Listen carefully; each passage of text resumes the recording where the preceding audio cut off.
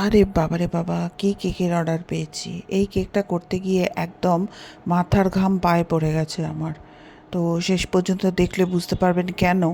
তো যাই হোক, এখন আপাতত একটা পিওর চকলেট কেক বানিয়ে নিয়েছি, তার ওপরে করছি ক্রিম দিয়ে ফিনিশিং।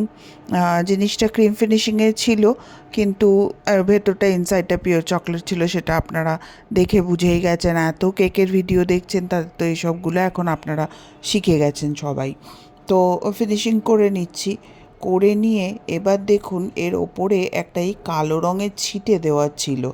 এই ছিটেগুলো দেওয়ার পর চারিদিক কালো রং হয়ে গিয়ে তাকে পরিষ্কার করতে গিয়ে আমার পুরো মাথার ঘাম পায়ে পড়ে গেছে। এক তো বেসবোর্ড ক্লিন করা, টেবিল ক্লিন করা, টার্ন টেবিল ক্লিন করা, সব পরিষ্কার করতে গিয়ে মাথা খারাপ হয়ে গেছে।